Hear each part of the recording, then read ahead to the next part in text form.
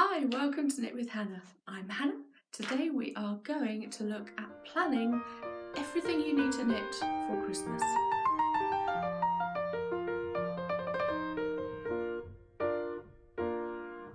Hi, welcome to Knit with Hannah. I'm Hannah. I'm here with Knitting Natter to help you learn to knit the easy way. We are looking at planning your knits for Christmas today. Most importantly, we're looking at all the gifts you want to knit for Christmas. So before we get started, do subscribe if you're not subscribed already. I would love to have you with me more often. We can do all sorts of things on this channel. We talk about knitting, we talk about planning your knitting, just as we are today. I do demos, what yarn is which and how to organise it, that kind of thing. So do join me for the long haul. It'd be great to have you here. So today we are looking at planning your knits for Christmas. And where do we start? So the first thing I want you to do is look at your stash knits. You may be thinking, I don't have any stash knits. I mean, I have stash yarn, but what about stash knits? Well, what I mean by that is take a look at what you've knitted this year. Is there anything that you've knitted and said, it doesn't quite fit. I'm not sure the colour's right. I don't think I'll ever actually wear that. I'll put it at the back of the wardrobe and maybe I will. So if it's a scarf, it's a hat, it's a pair of mittens, something that you've knitted that you weren't quite happy with it for yourself, but you'd happily give it to somebody else to wear, so that it has a new life. Well, that is a stash knit. And yes, of course, if you put stuff away and you've said in January I'm knitting this and it will definitely be a Christmas present, then get that out as well. Make sure you know how much you've got so you don't replicate stuff that you already have. So the second tip is, what do you love to knit? This is really going to help you, especially we've not got that much time left before Christmas now. It's about 6 weeks.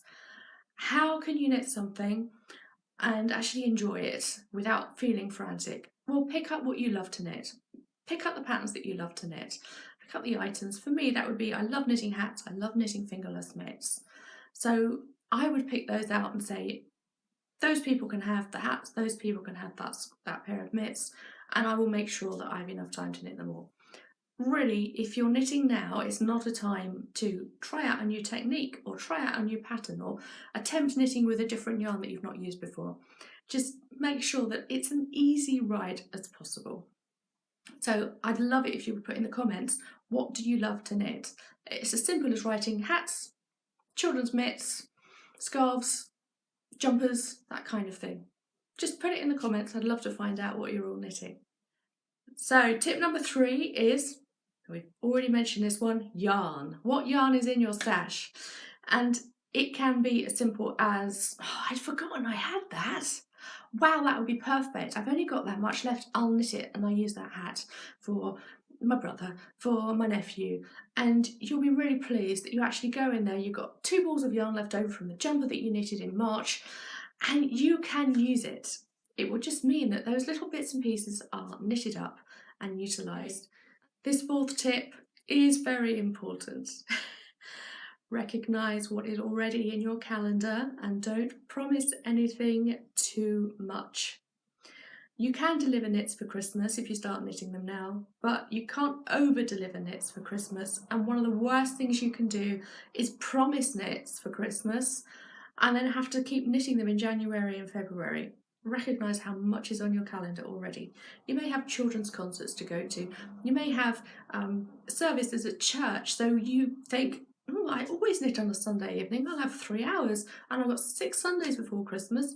Well, maybe you won't, because you've got evening candlelight service and you've got a nativity play to go to. Just think about it and make sure that you are aware of how much knitting time you have left in comparison to how much knitting time you might have in the rest of the year. Okay, those are my 4 tips for you. I hope that's made it easier. If you'd like to really get to grips with this, I have a free cheat sheet for you. All you have to do is go and download this. I'll put the link in the description. It will really help you set up your knitting to win. You need to just fill it in, making sure that you understand exactly where you're coming from, which knits you already have, what you love to knit, just like I've discussed in this, But having it all on paper will really help you, and it will also focus you, because if it's, I know it's, I'm like this, I have it all in my head and I kind of think, oh, I know what I'm doing, but I still got to remember it all. And this is what happens when I'm filming a YouTube video. I have it written down in front of me so that I don't have to remember it all up here. It's right there, focused in front of me.